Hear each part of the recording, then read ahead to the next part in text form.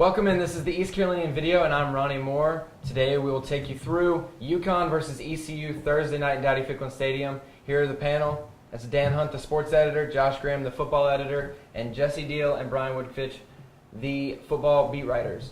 We're going to start off real quick.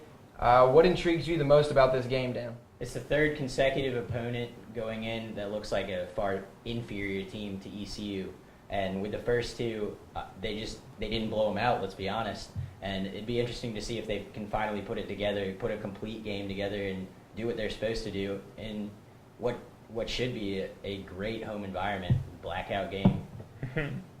Well, I just figured out that I'm the only one on this panel that's wearing a black shirt for the blackout, I guess, Techsperts video. So I guess the memo did not get sent out, but I agree with you there. The atmosphere is going to be pretty good. I know there's a lot of folks in the Tidewater area in Virginia and Charlotte and maybe even in the Raleigh area that might not be able to make the game because it is a night game at Dowdy-Ficklen Stadium, but ESPNU, all eyes on East Carolina, 18th ranked team in the country. That certainly has a lot of things of interest. It tends to be the type of game that ECU thrives in with the blackout crowd, and they seem to be pumped up for it. What's most intriguing for me is UConn's got the 20th ranked rush defense in the nation.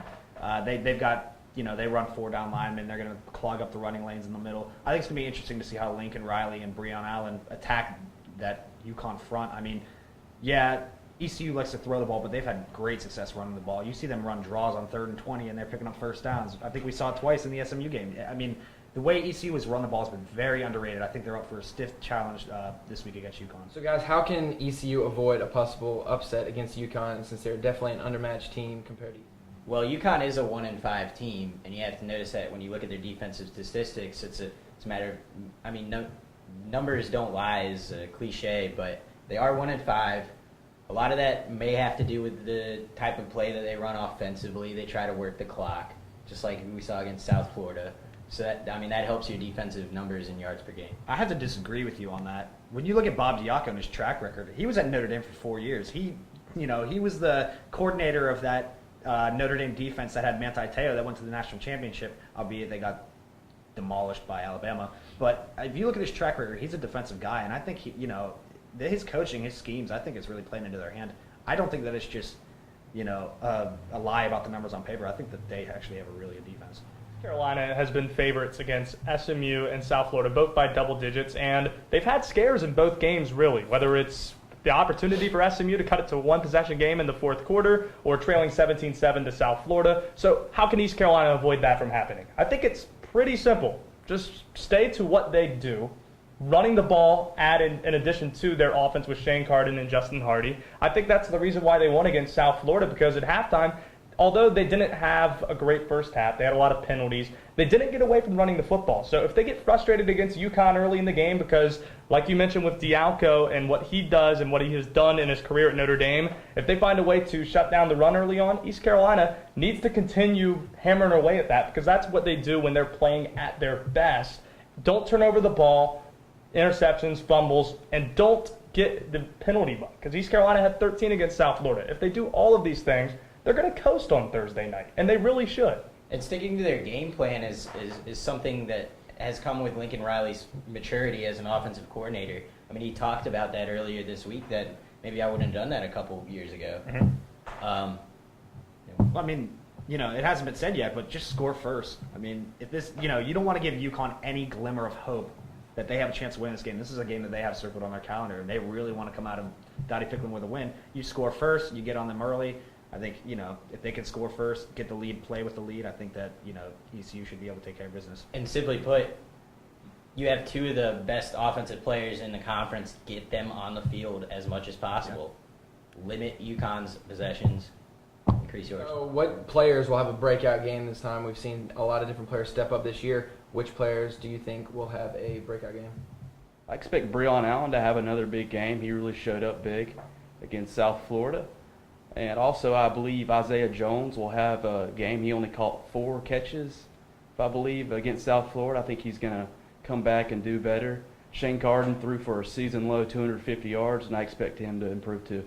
I think that those are a lot of the marquee names on the offense that you would expect to play well in this game. But here's someone I'm really interested to see, Jimmy Williams, because he's been out the last couple of games. He was listed as probable a couple weeks ago, didn't play, and Coach Ruff has been very he spoke out and said that we're not going to play players if there's even a slight chance that they're not completely 100% healthy. He was such a factor in games against North Carolina, South Carolina, and also in Virginia Tech, that now that he's back in the fold, how is he going to fit in? Cam Worthy was great against South Florida and coming back after missing 2 games. We'll see how Jimmy Williams does so. What about Bryce Williams? I mean, if you look at that UConn front, they got a good front, and Lincoln Riley's going to be doing whatever he can to put extra protection there for Shane Carden. You could see Bryce Williams being used in pass protection, whether they're running the ball. You could see him line up next to the left or right tackle, try to counter what UConn's going to try to do offensively, and then you could see him try to slip out into the flat and get big yards that way. We've seen it done in the past. I think Lincoln Riley will find a way to get him the ball. So we got 2 Williams. Are you going to say Brandon now? I'm going to go with Justin Hardy, and here's why.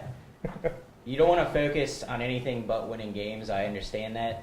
You're looking at a guy who needs 5.2 catches a game to break the all-time receptions record. Does he play with that added chip on his shoulder like he has his whole career? I mean, I could see it happening. I mean, that could turn out poorly for him, too, though. You start pressing too hard, trying to get open. Shane Carden might be trying to look for him a little more extra. You throw a bad pass up into coverage. You know, interceptions are a big factor in this game, and ECU has to avoid them. You cannot press like that just to get someone their record. Granted, I don't see Justin Hardy playing selfishly. It's just not in his makeup. Me neither. I just see him playing with a chip on his shoulder because he has a chance to break for a wide receiver. I mean, what bigger record is there than catches? You guys' thoughts about the ECU defense playing against some of these struggling offenses, SMU, USF, and UConn? They have been putting up a lot of points. What do you guys think about the defense going in to stop them? I think that what you're going to see is the ECU defense taking on that bend but don't break attitude. You don't want to get burned with big plays, play action passes, trick plays. UConn's going to throw everything at the ECU defense. You know, you're going to see probably a double reverse or 2 out there, maybe a halfback pass.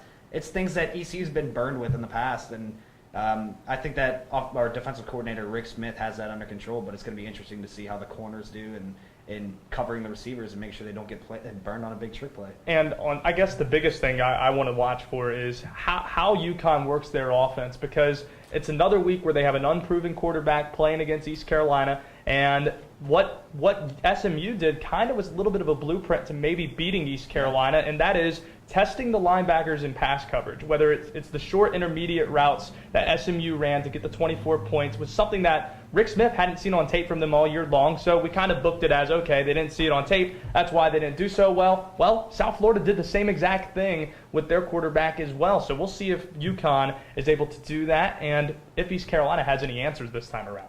I mean, let's be honest here. How much, for a 1-6 team, how much of the field is 4-down territory for UConn?